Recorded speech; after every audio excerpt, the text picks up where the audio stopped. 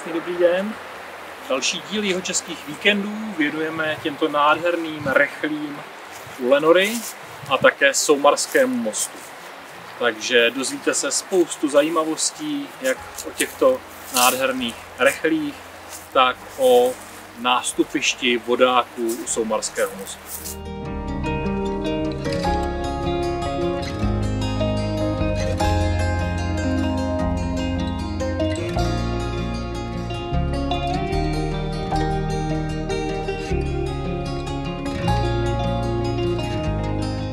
Lávka je dlouhá 25 metrů a široká 1,8 metrů.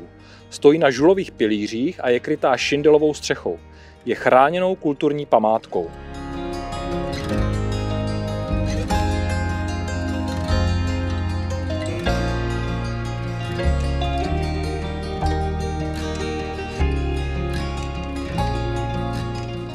Neobvyklé slovo rechlé pochází z němčiny a znamená hrábě. Lávka se totiž spíše než k přechodu řeky používala k zadržování a postupnému vypouštění dřevěných polen.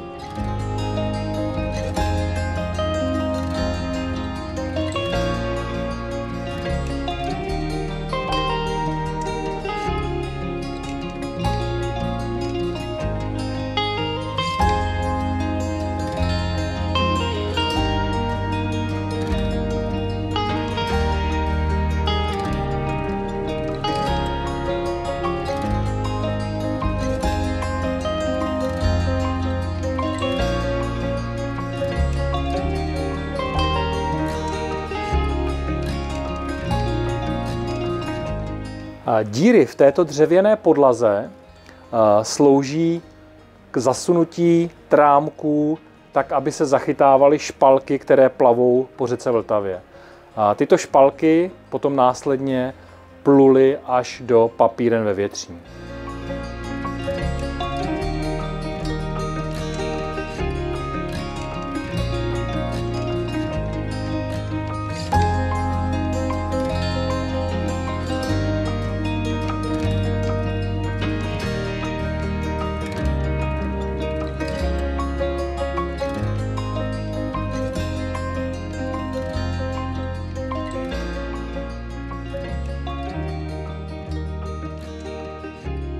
Jedna ze zajímavostí je, že informační tabule u lenorských rechlí je napsána v Braillově písmu.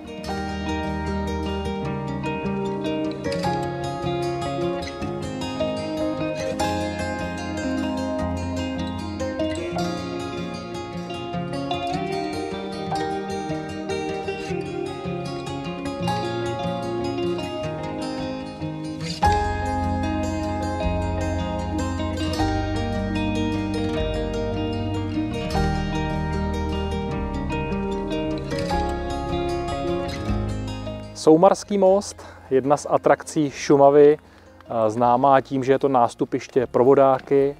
Jsou tady taky krásné rašeliniště, které je možno navštívit s úžasnou věží, z které je výhled. Původně to byl asi jenom takový brodek na Zlaté stezce, kudy museli kupci přejít teplou Vltavu. Dnes je tady tato betonová konstrukce, betonový most a je tady spousta zajímavých cyklostezek, pěších stezek. Určitě je to jedna z možností na šumavský jihočeský výlet.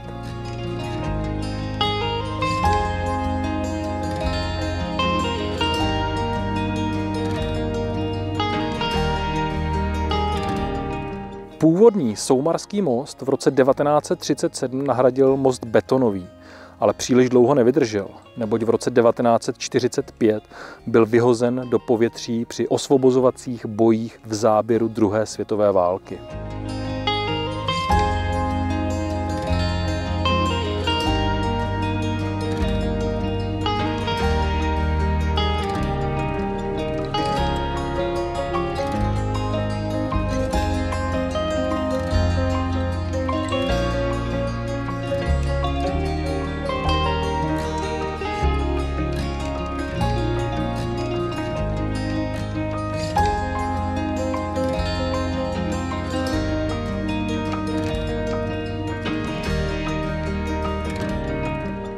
Na Soumarském mostě, kromě nástupiště vodáků a krásného rašeliniště s vyhlídkovou věží, je i muzeum lehkého opevnění. Je tady řada takovýchto bunkrů a je možný se na ledacos podívat.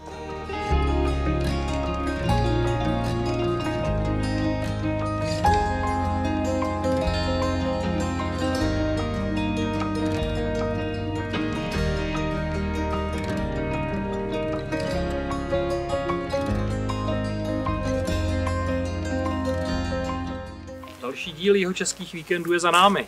Tentokrát Soumarský most, nástupiště pro vodáky, tábořiště, lenorské rechle a také zajímavé bunkry zde u Soumarského mostu. Takže těšíme se příště na viděnou a mějte se krásně a vyražte na výlet.